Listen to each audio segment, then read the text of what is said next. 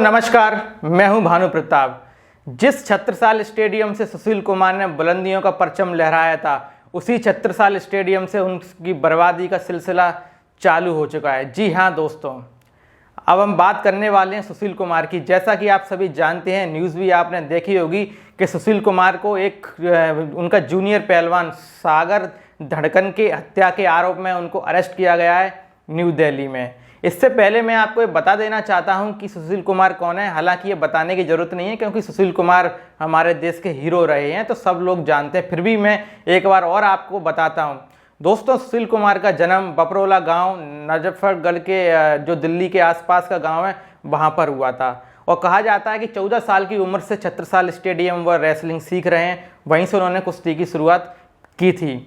लेकिन दोस्तों, आज कुछ ऐसा है वर्तमान में कि हम ये कह सकते हैं, आज हम दुखी हैं अपने हीरो को इस तरीके से देखते हुए कि कैसे क्या हुआ, कैसे वो जीरो से हीरो बन गए। अभी वर्तमान में अगर हम बात करें तो वो रेलवे में भी दोस्तों अधिकारी हैं, वहाँ पर उनको ज्वाइनिंग दी गई थी।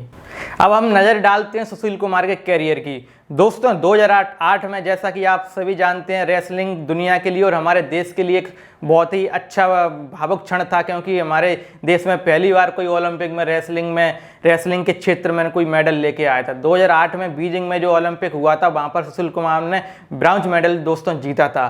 फिर 2010 में अगर फिर हम आए थे तो दोस्तों उन्होंने वर्ल्ड चैंपियनशिप जीती थी। वो भी कोई एक पहला भारतीय था, जो सुशील कुमार जी थे वो पहले भारतीय थे जिन्होंने वर्ल्ड रेसलिंग चैंपियनशिप जीती थी। फिर 2010 के बाद हम बातें हैं दोस्तों, 2010 में एक और टूर्नामेंट उन्होंने खेला था कॉमनवेल्थ गेम्स का, वहाँ पर भी उन्होंने गोल्ड मेडल जीता था। फिर 2012 में जैसे ही ओलंपिक आया था लंदन वाला, वहाँ पर एक बार फिर से सुशील कुमार ने सिल्वर मेडल जीता था और फिर से हमारे देश का नाम रोशन किया था। फिर ये लिस्ट और भी आगे जाती है दोस्तों, फिर से कॉमनवेल्थ गेम्स आए थे, फिर से उन्होंने मेडल्स जीते। तो उनके कैरियर में तो यहाँ कोई कमी है नहीं, उनका कैरियर बहुत ही शानदार रहा है और उन्होंने अपने कैरियर में हमारे देश के लिए बहुत कुछ किया है और नाम रोशन किया है रेसलिंग की दुनिया में। लेकिन दोस्तों, अब हम बात कर लेते हैं उनके कुछ अवार्ड्स हैं जो उन्होंने अपने प्रदर्शन के आधार पर उसके तौर पर जो जीते थे, और भारत सरकार ने उनको नवाजा था तरह तरह के अवार्ड से। सबसे पहला जो अवार्ड सुशील कुमार को दिया गया था वो 2005 में दिया गया था, अर्जुन पुरस्कार। और उन्हें एक अवार्ड और दिया गया था जो कि हमारे देश का खेल जगत का सबसे सर्वश्रेष्ठ पुरस्कार है, यानी कि राजीव गांधी खेल रत्न अवार्ड, वो भी सुशील कुमार को दिया गया था।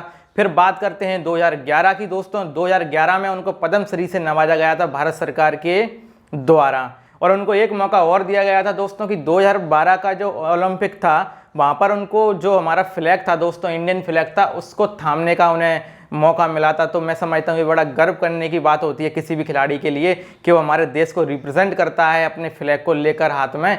तो ओलंपिक में उन्होंने ये भी किया था। हालिया विवाद दोस्तों अभी ये है कि जो सागर धनखड़ नाम का जो जूनियर रेसलर था दोस्तों, उनकी हत्या में सुशील कुमार पर आरोप लगे हैं। कहा जाता है कि सुशील कुमार ने उनकी हत्या की है और उनके दोस्तों को भी पीटा है, जिसमें से उनके जो दोस्त थे दोस्तों पीटे गए थे वो तो बच गए हैं, अस्पताल में भर्ती हैं। लेकिन जो सागर धनखड़ था दोस्तों, उसकी इलाज के दौरान मौत हो गई दोस्तों। अब सवाल आता है कि ये सही था या गलत, इस पर हम बाद में बात करेंगे। लेकिन अभी इतनी रिपोर्ट है कि जो सुशील कुमार हैं उनको अभी रिमांड पर भेजा गया है, रिमांड पर लिए गए हैं वो दिल्ली पुलिस के द्वारा, क्राइम ब्रांच के द्वारा। और वो जो रेलवे में उनकी जो जॉब थी दोस्तों, रेलवे की तरफ से भी एक बयान आया है कि उनको अभी सस्पेंड कर दिया गया है। अब दोस्तों मेरा ये निजी मत है, अभी मैं नहीं कह रहा हूँ कि सुशील कुमार दोषी हैं या उन्होंने कुछ किया है, अभी जाँच का विषय ये चल रहा है। लेकिन जैसी रिपोर्ट आ रही है और जैसे हमें सबूत मिल रहे हैं, इससे स्पष्ट होता दिख रहा है कि कहीं ना कहीं सुशील कुमार इस हत्या के दोषी हैं और इन्हीं की वजह से सागर धनखड़ की मौत हुई है। और इसमें इसलिए पुख्ता और हो जाता है दोस्तों, अभी एक मीडिया चैनल्स पे एक वीडियो वायरल हो रहा है सुशील कुमार का, जहाँ पर वो देखे जा सकते हैं साफ तौर पर कि उनके हाथ में हॉकी स्टिक है और वो उसको पीट रहे हैं। स्पष्ट है कि सुशील कुमार इसके मुख्य आरोपी हैं दोस्तों। इससे पहले हम थोड़े फ्लैशबैक में जाते हैं, थोड़े पीछे के समय में हम जाते हैं।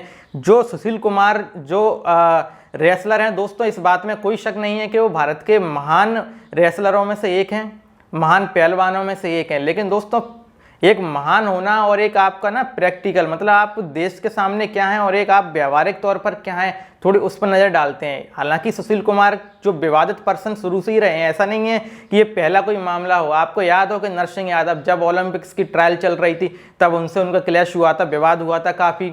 इससे पहले और भी प्रवीण राणा नाम का एक बहुत अच्छा पहलवान था, उससे भी इनकी कुछ बहस और कुछ लड़ाइयाँ हुई थी, तब भी मीडिया के चर्चाओं में ये विषय रहा था।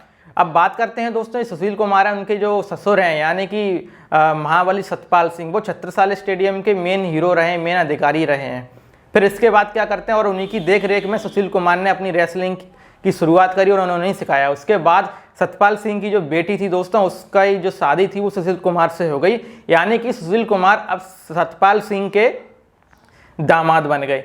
अब दोस्तों परेशानी क्या हुई, सुशील कुमार मेडल तो जीत रहे थे एक तरफ, लेकिन कहीं ना कहीं उनको एक पैसे की भूख थी और उनको गैंगस्टर के साथ आना उठना बैठना उनका बढ़ रहा था, क्योंकि टोल प्लाजा हो, जो अवैध संपत्तियों पर कब्जा करना होता है, क्योंकि सुशील कुमार ये सोचते थे कि मैं इनके साथ बैठूंगा तो मेरी इज्जत में इजाफा होगा। लेकिन दोस्तों मेरा व्यक्तिगत मानना ये है कि सुशील कुमार के सामने ये काला जठेड़ी, नीरज भवाना, ये तुच्छ लोग हैं दोस्तों।